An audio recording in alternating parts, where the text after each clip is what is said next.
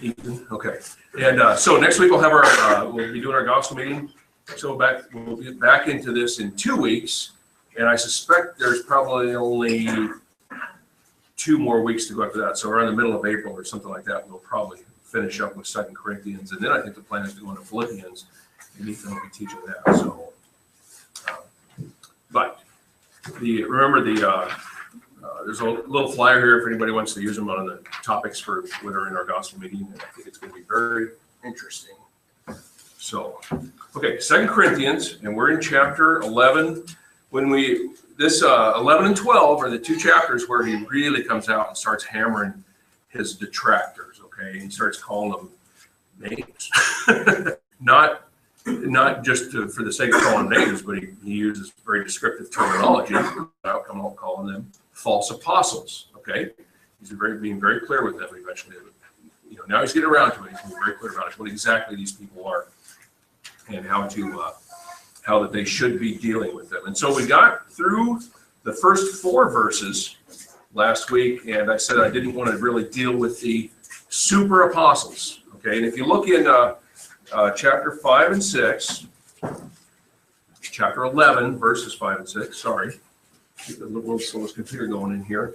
But let's read 5 and 6. Indeed, I consider that I am not in the least inferior to these super apostles. Even if I am unskilled in speaking, I am not so in knowledge. Indeed, in every way we have made this plain to you in all things. And if you're reading anything but the ESV, you're thinking to yourself, my translation says something very, very different than that. And it does. The ASV and the King James render this very chiefest. Okay, I'm not inferior to the very chiefest of apostles. And the New American Standard and the New King James, most eminent. And for all the years I've been reading this, I've always thought he was making a comparison to who? The other apostles. Peter, James, and John. Okay, because they seem to be the preeminent among the other 12. Okay, why would I say that? Paul considered himself least of all the apostles. Right, but why would I say that Peter, James, and John seem to be the preeminent of the other 12? Exactly. Okay. There were several times that Jesus took just those 3 aside and did different things. One was the Mount of Transfiguration, Gethsemane. Okay. Took the 11. Okay. Took the other 3. Peter, James, John went a little bit further, and he went a little bit further himself. Right? I got that right. Okay. So those always seem to be the pre of the other 12. We just call it 12. And but I don't think that's what he's talking about at all here. Okay. And then when the ESV renders this as the super apostles, it's something that the translators themselves have kind of made a decision when they're translating this about who they were talking about. And it's based on a couple of Greek words that are in there. One of them is huper, which means above, beyond, superior, and leon, exceedingly eminent, conspicuous. Okay, so he's really kind of using Greek words together that really goes overboard in describing these people who he is not inferior to. Okay, McGarvey, J.W. McGarvey, out and out, overmuch, extra super is how he says these words together mean. He says these are terms that Paul would have never applied to the 12. Okay, in fact, it's kind of a thing that. Well, I'll term it this way: a derogatory superlative, something I completely made up. Okay, I think I've never heard it before, but the idea is a derogatory, something that makes fun of. Okay, a term of derision, making fun of somebody. Okay, but he does it in using the superlative of the super apostles. The most eminent, the out and out apostles. And the context through 11 and 12 is there. I can't find any verse in there that really refers to the 12 apostles. The context there the entire time is talking about these people who are doing false teaching there. Okay, look at verse, is it in verse 4? Someone comes and proclaims another Jesus than the one we proclaimed, or do you receive a different spirit from the one you received? accept a different gospel from the one you accepted. You put up with it readily enough. Okay. He's talking about somebody that's coming in to mislead him. Okay. False apostles. Yeah, exactly. Yeah, down at 13. And I think he does it again, super popular. Most eminent. Okay, so the context here, I think. Am I the only one that finally came across that understanding? I'm curious For a long time, I agree with you. I mean, about the old way Yeah. of thinking. Yeah, But I mean, you're right. Once you read it more, it's like, that doesn't fit. yeah, it doesn't. And you can find some commentators out there. I looked at Barnes, and it was like, what is he thinking? You know. So anyway, that's what I'm convinced of now. So I do think that the ESV, even though it is alone in the translations that I kind of look at and using the term this way, I do think they've translated the right way. I think they've gotten after the sense of it. And so that kind of goes into what's the philosophy of translation? Are you going to do, at the one end of the spectrum, you have this very strict word for word. And in a very strict sense, you just do word for word and you wouldn't even change the order of the words. Okay. And then there's a little bit along the spectrum, you change the order so that the order makes sense, but the words are still the words that were out there. I think I've talked about this a long time ago, is that I read a thing saying the ASV is the most literal translation in the English language that's out there because it agrees so much with what Thayer's Greek lexicon says. And that sounds good as long as it goes, but Thayer is the one that worked on the ASV. Okay, so would his translation and his lexicon agree with one another? Well, of course they would. Well, okay, so that's a good example of circular reasoning. But as you move along that spectrum and start translating things different ways, then you get into slowly move into the idea of doing a thought for thought type of translation instead of word for word. I think the ESV is a little bit closer to that than what the New American Standard is, and the New King James and some of those. Okay, eventually you get into what?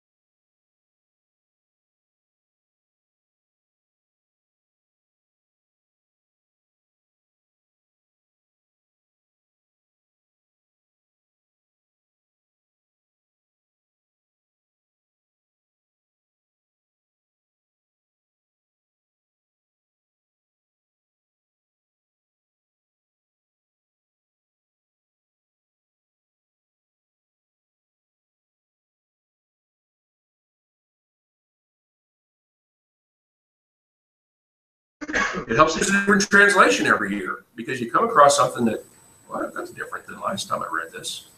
So, and you can try to figure out why. So it's a good introduction to other Bible study. Does that all make sense? I hope George shook his head. I think he was talking to Anastasia. So. Okay. So a derogatory superlative, maybe not. Okay. Context. Let's see. Catch up a little bit. But open this to a larger subject. Is Paul inferior to the real apostles? No. How's he different though? Untimely born. Born out of season, one of the translations says, I think. Okay. What was they had traveled with him. I'll say the real apostles so that we know who we're talking about, but Paul's a real apostle, okay? But the original 12 traveled with him for 3 years, something like that. They were there every day. They saw the miracles. There were a lot of things. They were chosen directly by Jesus. Oh, that's a similarity, isn't it? Paul was chosen directly by Jesus. But they were there and saw him crucified. They saw him resurrected. Okay? How did Paul see those same things? They touched his side, Jesus' side, right? Paul saw him in the vision that he saw. Vision. So we're going to get into that in chapter 12. Okay? So there are some similarities. There are some differences. But both those groups, Paul, group of one kind of, were chosen by the Lord for a specific task. They were given the ability to do signs, wonders, and miracles, chapter 12, verse 12. Okay. These false apostles that Paul is speaking against that were in Corinth, they were not on the same plane. In fact, they were the false apostles. So, and then he says at the end there,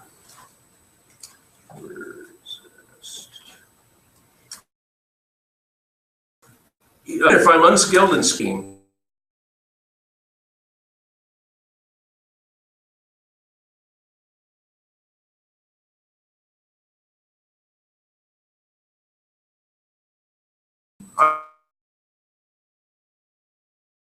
other numbers strong, but his bodily presence is weak and his speech is of no account.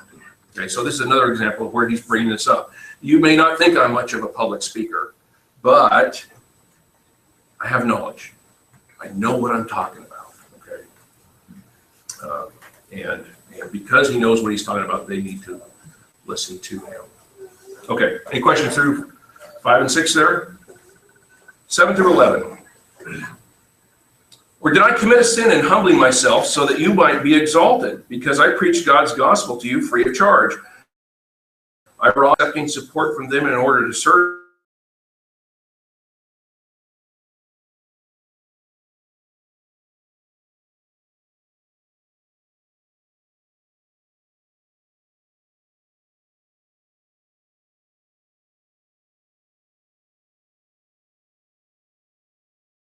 In need of God knows I do. So if you look back in 1 Corinthians chapter 9.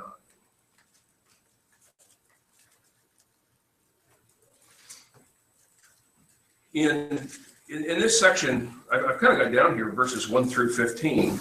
And this is what he has just said in verses 7 through 11 is a reiteration of what he said to them in his first letter in chapter 9. I'm just going to read this whole section because it talks about the rights that Paul had and the fact that he did not use them with them. Am I not free? Am I not an apostle? Have I not seen Jesus our Lord? Are not you my workmanship in the Lord? If to others I'm not an apostle, at least I am to you. For you are the seal of my apostleship in the Lord. This is my defense to those who would examine me. Do we not have the right to eat and drink? Do we not have the right to take along a believing wife, as do the other apostles and the brothers of the Lord and Cephas? Or is it only Barnabas and I who have no right to refrain from working for a living? Who serves as a soldier at his own expense? Who plants a vineyard without eating any of its fruit? Or who tends a flock without getting some of the milk? Do I say these things on human authority? Does not the law say the same? For it is written in the law of Moses, you shall not muzzle an ox while it treads out the grain. Is it for oxen that God is concerned? Does he not speak entirely for our sake? It was written for our sake because the plowman should plow in hope and the thresher thresh in hope of sharing in the crop. If we have sown spiritual things among you, is it too much if we reap material things from you?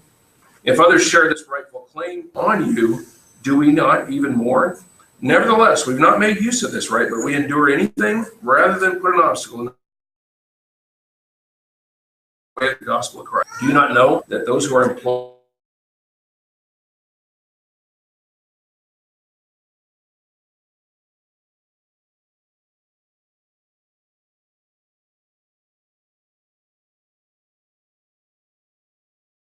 and ended that, no, I wrote him.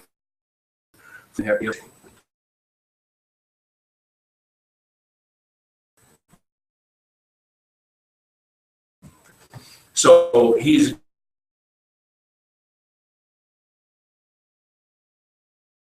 on here and he hasn't taken money from you in the past, but that's just to get on your good side. And now he's asked for you to send money or prepare to send money for Jerusalem. That's really not going to go to Jerusalem. I think that's part of the charges that are probably against him based on what he is responding to here. And in 7 through 11, he's continuing to work against that notion. And was he not accepting it because he didn't consider himself an apostle? That would also fit the context of what's being talked about here. He said, was it a sin for me to do this and not burden somebody else? It's not a sin at all, is it, for him to have done that?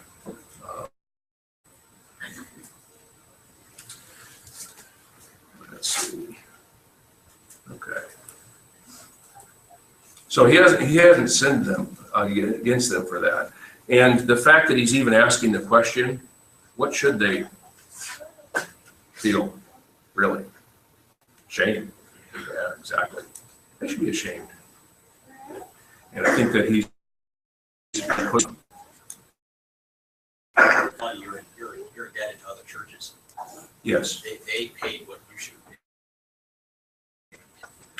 But he says, I would rather do anything than take money from you if it was going to Hinder the gospel. hinder. I was thinking of put a wedge between us, that kind of a thing. So he depended on the brothers from Macedonia, and I think this is probably back in 18:5 or something like that in Acts.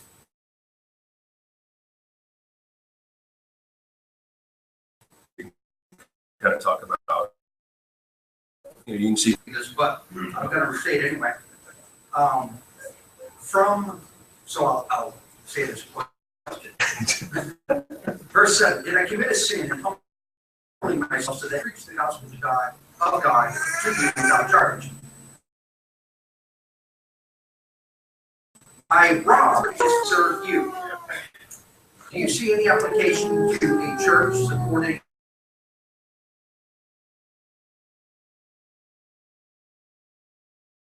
only right Yeah. Yes. of a congregation? Yeah. If it has if it was to some support.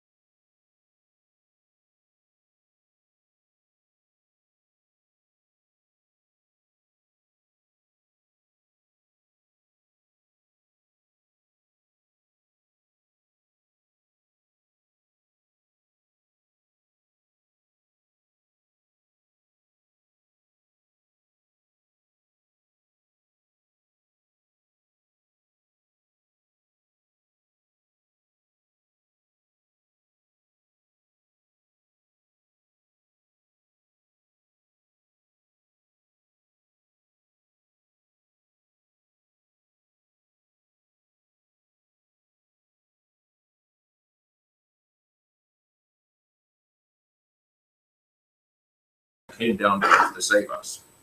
Okay. I think that's what Philippians 2 is trying to get across, and I think that robbery might be a little bit better of a translation right in here.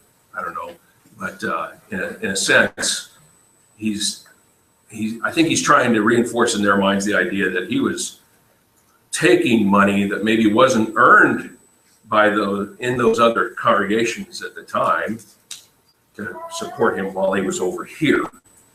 And again, something to their shame, but for whatever reason, for all of them, he decided not to.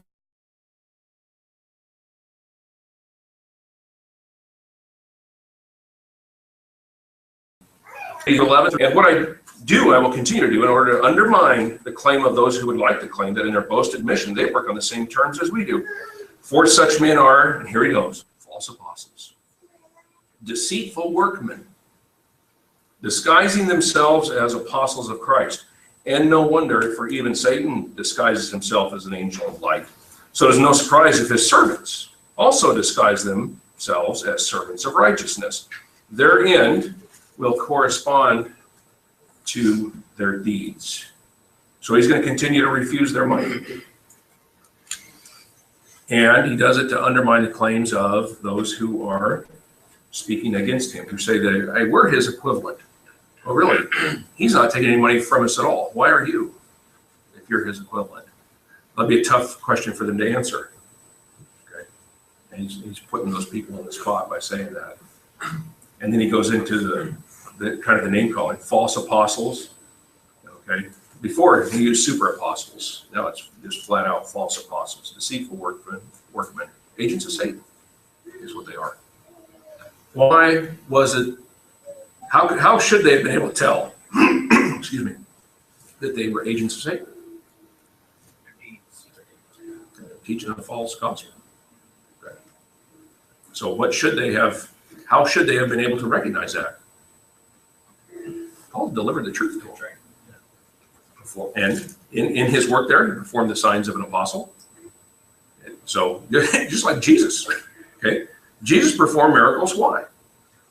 Same reason, to authenticate himself, to show that he was from God. Paul had done that, preached the truth to them. They had accepted it. Then they were walking away from it. So there should be a phrase in here somewhere, just like Galatians 3:1. It should say, you foolish Corinthians. Okay. Maybe he's a little bit more polite to the Corinthians than he is to those Galatians. He said in 1 Corinthians 4, I think it was, that that they should not think beyond what is written. Yeah. Because you get the indication that when Paul taught the truth, there was broke down, so that do not think beyond what is written. Yeah. So here comes somebody else teaching you something. Hey, let's go back. Yeah. Go back.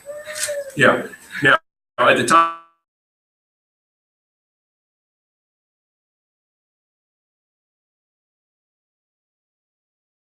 the thing about what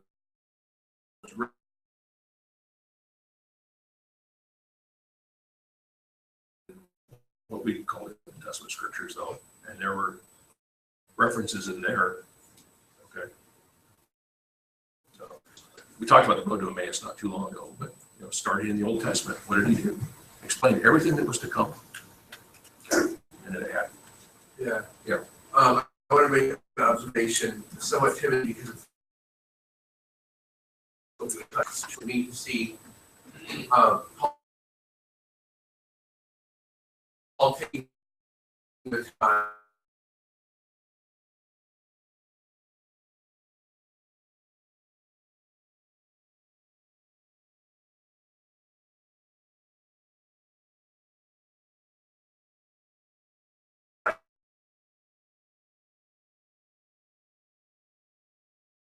so yeah, you also know what that person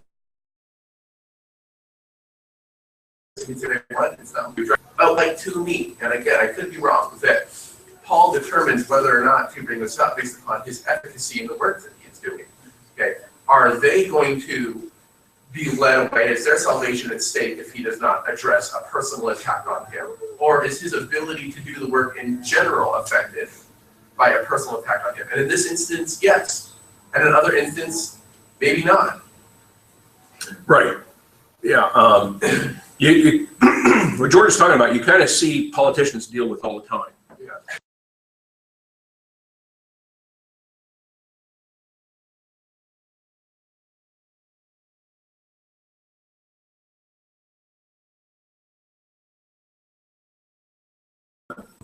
And other times where you have to go on the defense and just and come back at it and try to straighten it up. And I'm thinking in terms particularly of the gospel itself. I wasn't really other applications. I understand that some people think, okay, this is an important time, but in terms of us, water off the duck's back unless false teachings involved. What's the first response we ought to have?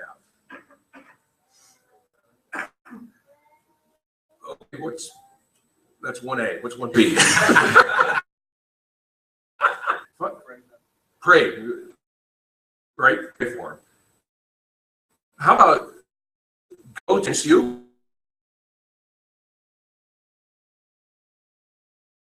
What do you do? Find out if they know.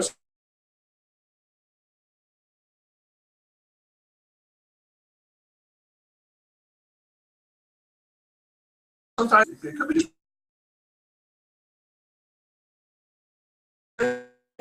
And so if you were going to examine yourself, make sure that sure you know what the charge is. You got to get that straight first. Otherwise, you're just talking past one another. And you'll get into you don't terms.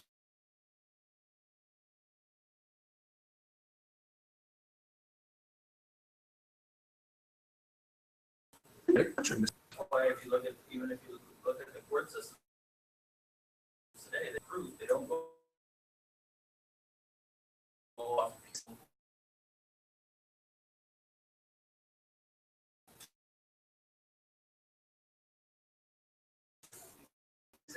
He said, Yeah. And it can just be poor communication. And so much is just related to that. And so that gets down.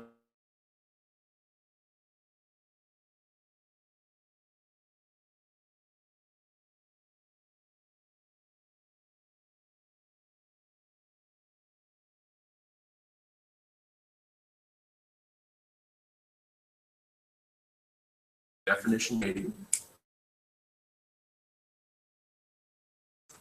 You're fine. The overall thing is God. Paul has to defend her because these are false. Yeah. What's happening to God's name?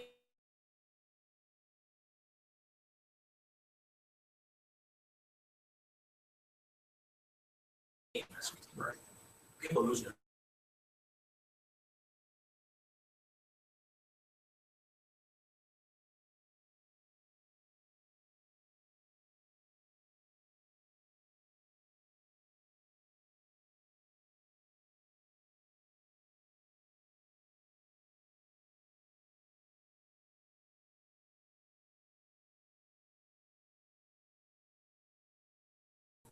And that means understanding what they say. And if it's true, then you've got an apology to make and some corrections to make. If it's not true, they do. Okay? You may not come to an agreement. And that's where your question entered, right? What happens when you don't come to an agreement? Okay? Then a public defense may be one that is necessary. And the Bible talks about that process, doesn't it? Okay? Go to your brother if he sins against you. If he does not respond, take 2 or 3 witnesses. If he doesn't respond, and so you start with this very small circle, and then you widen the circle a little bit, and then eventually the whole church is involved. Okay, and the church has got to make the best decision they can, given the information that they've got. And there ought to be a lot of prayer, a lot of talking in there, and hopefully we would get to. If we follow the process, we really increase our odds of getting to the right place. Okay. If you follow the wrong place, you're probably never, or the wrong process, you're probably never going to get to the right place. And so there's the danger. So We had mentioned in this meeting we had a while back, we do the right thing, yeah, no, he's laughing now. Something along the lines of, in certain situations, sometimes even if you come out on the right side, you will never be able to convince other people that what you have done is the right thing. And sometimes you have to live with that. yeah. Yeah. And there's a song. They will know we are Christians by our love. Okay.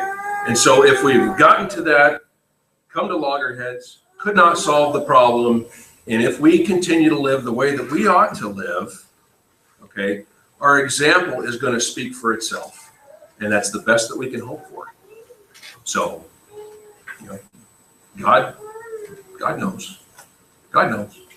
So, did Jesus respond to every accusation? No.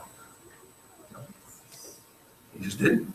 So, talking to somebody yesterday, must have been, well, I won't say, talking to somebody yesterday, and I said, as you're going about a problem-solving sort of thing, the first alternative in looking for solutions is always to do nothing. Okay? Maybe you just let it rest.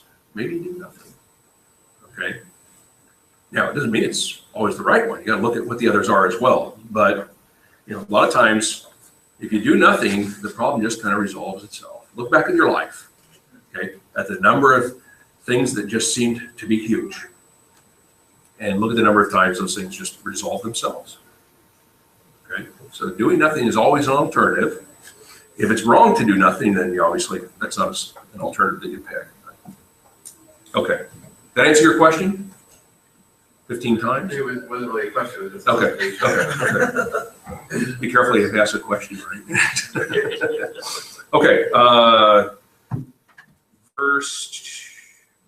okay, the other note I have on here is that the charges here are so plain and upfront. Paul is so clear. False apostles, deceitful workmen, they've got to confront the situation.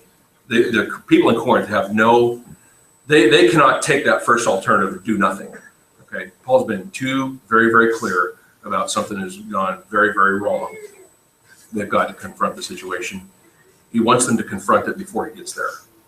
And that'll become a little bit clearer as we go on. Okay. 16 to 32 is kind of the second part of the whole chapter here. Let's read 16 to the first part of 21. I repeat, let no one think me foolish, but even if you do, accept me as a fool. Even if you do, accept me as a fool, so that I too may boast a little. And we kind of talked about this a little bit last week. He's going down. They've listened to people who've been boasting. They have started following them. And Paul says, that's foolish to do that. But if that's what you're going to accept, listen to this. I'm going to go ahead and boast. I'm doing it to show you how stupid it is. But in the end, he comes out on the right side of things. 17, what I am saying with this boastful confidence, I say not with the Lord's authority, but as a fool. Since many boast according to the flesh, I too will boast. But for you gladly bear with fools, being wise yourselves. For you bear it if someone makes slaves of you, or devours you, or takes advantage of you, or puts on airs, or strikes you in the face. To my shame, I must say, we were too weak for that. Okay? That kind of hurts, because he's been very plain here. He says, boasting, in verse 16, he's boasting, it's rooted in foolishness. Okay? It's rooted in foolishness, but I'm going to become a fool in order to do it, to make his point plain.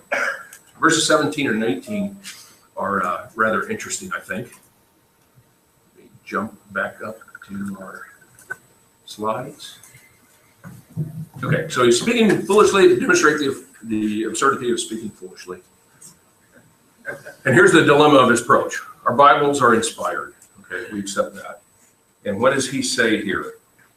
In This is not the Lord's authority. yes, there you go. Where is it? 17. I say not with the Lord's authority, but as a fool. Okay. So Paul is clearly saying what I'm saying right here is not inspired, and yet Paul was inspired. Okay. And so everything he says is inspired, and everything in the Bible is inspired.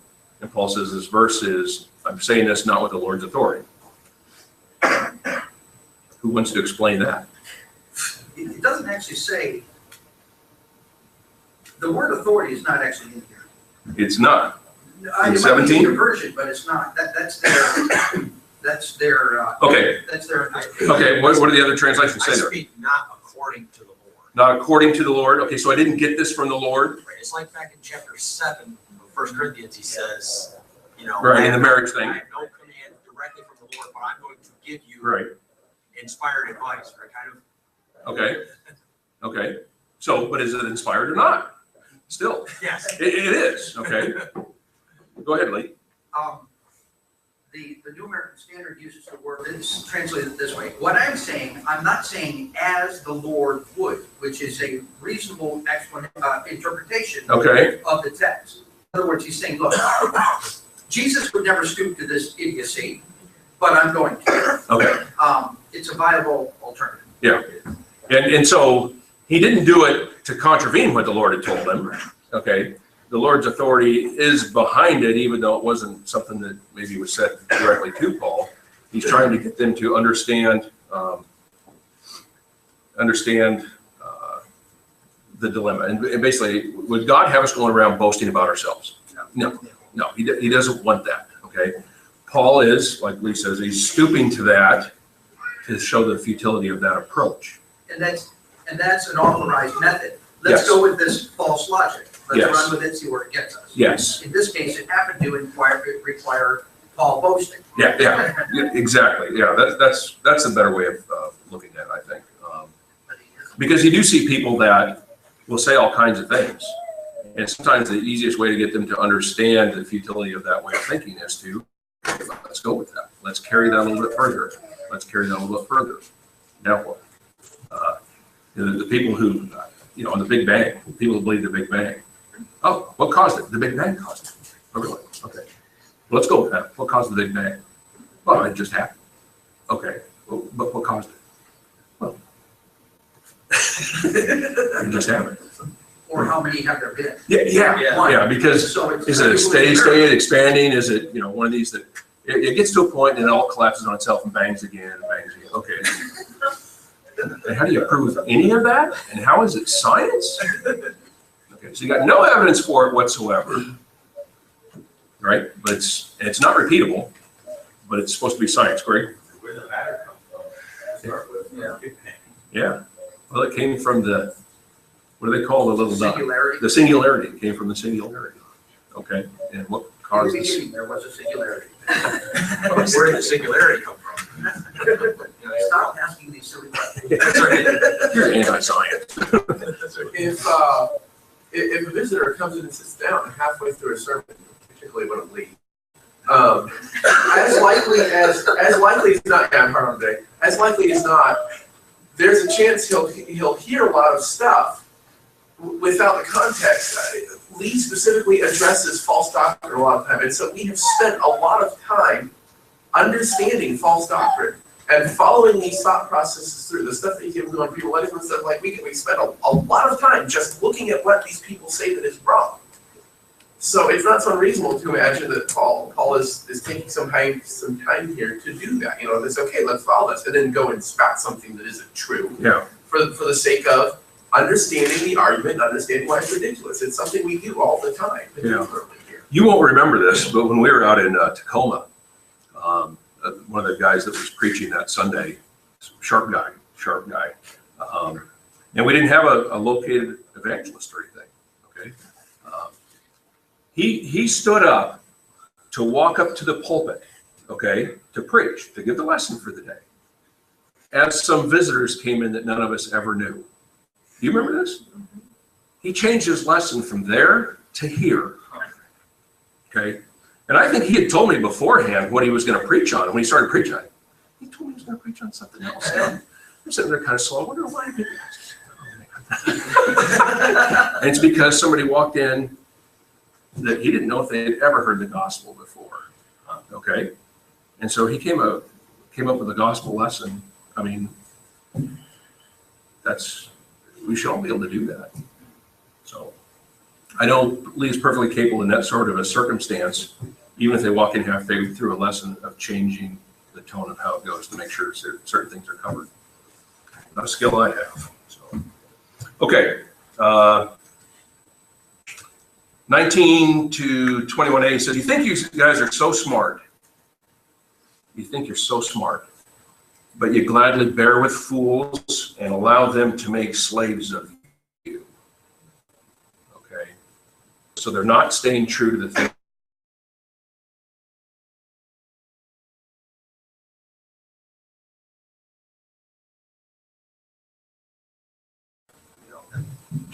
My is a spy word. My, Because mine says R. R shape. oh, Yeah, in the ESV, it says, to my shame. Too weak for that, so. Now, is that the third person we, or whatever it's called? No. Okay. Ready to go on to 21B? He's going to go back into a little bit of a boasting here. But whatever anyone else dares to boast of, I'm speaking like a fool. He says, I also dare to boast of that. And he goes into a big long list here of things that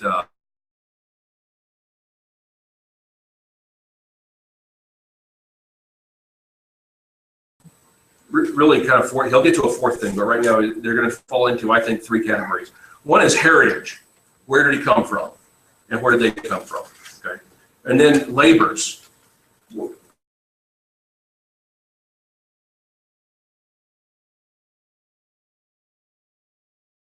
And escapes and weaknesses. Okay. He compares, the things all seem to fall into those three categories for me. So starting in 22, and let's write down to 29.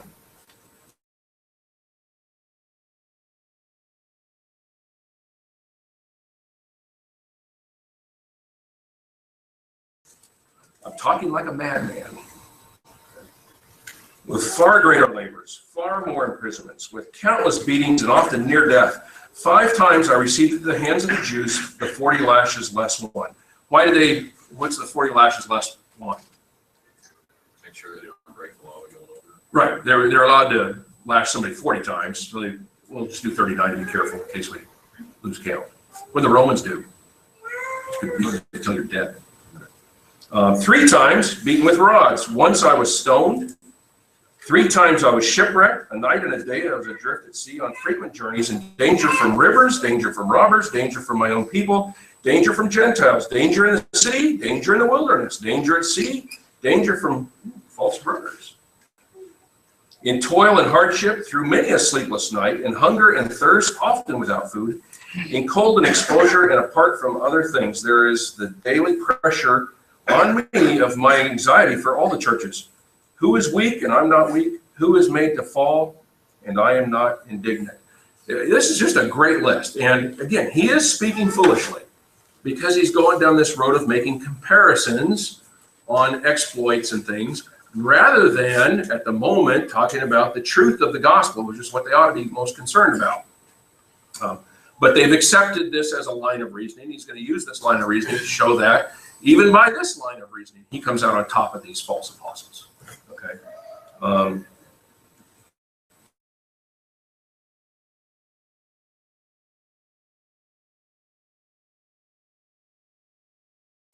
So,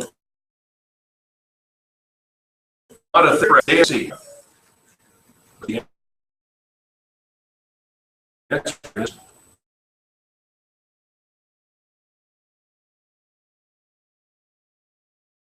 four. If you are somebody who looks for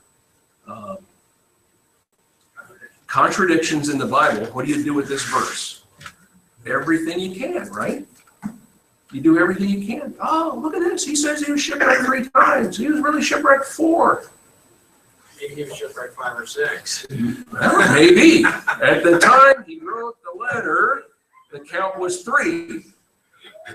Okay. So, after getting stoned, I'm not sure I'd remember much else. Okay. But there, you know, there are just all kinds of those are the things that Bible contradictions are supposedly made of, and they're just about that thin. That's pretty weak. Yeah. It's pretty weak. Yeah. So false word for the churches. He knows weakness, doesn't he? He knows it to his core. He understands suffering. He's been through all of that. He's got it down. Comparison to this, what are they? Pretty hollow. They're pretty hollow. And if he is not teaching the truth, every bit is hollow. Every bit is hollow. They also mean nothing if he's not teaching the truth. That's the important thing. So, okay, we've got just enough time to handle 30 and 32, unless there's any questions. I mean, it's a good list. It's a good list to read through, and we don't need to deal with all of them. Great. My question would comment. Yeah. I wonder what any of us would look like after we went through these things. He's been through a lot, and I can imagine that these things would take their toll on you. You might be thin and frail if you suffer some of these things. Yeah. Yeah, and we're going to talk about some of his frailty when we get into chapter 12, some specific things. I don't think I would have made it. Okay. I would look much older than I do now. So, yeah. Sorry, just from 29, real quick. Who is weak without my being weak? Who is led into sin without my, and the New American Standard says, intense concern.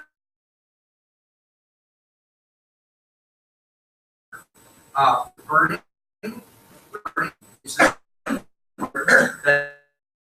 of the unrated seven is intense. Yeah.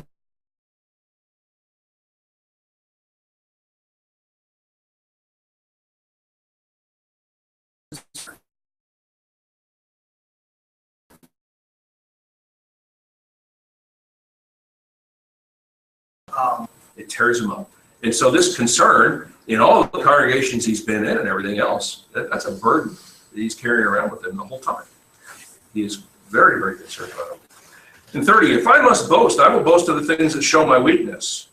The God and Father of the Lord Jesus, who is blessed forever, knows that I'm not lying. At Damascus, the governor under King Aretas was guarding the city of Damascus in order to seize me.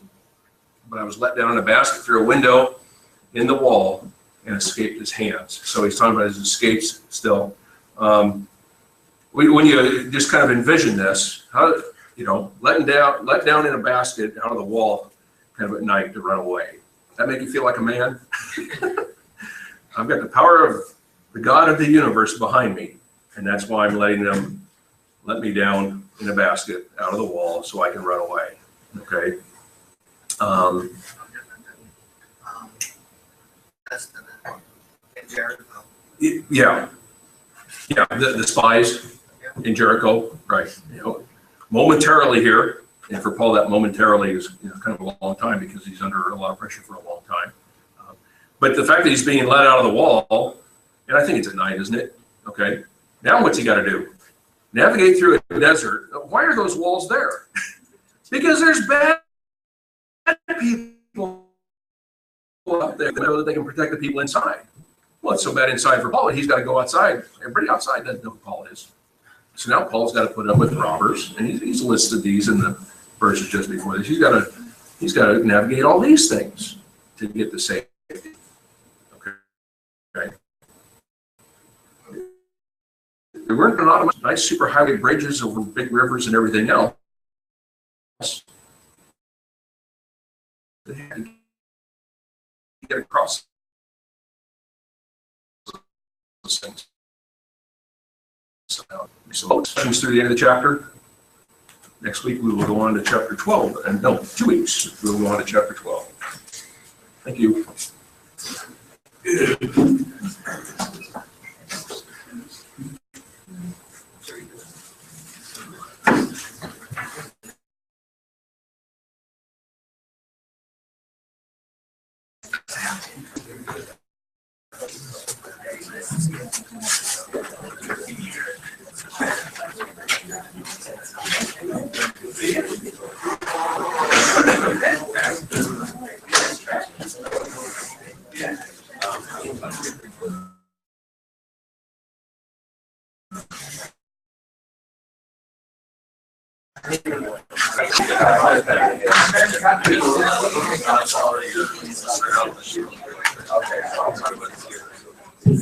Yeah, I did that.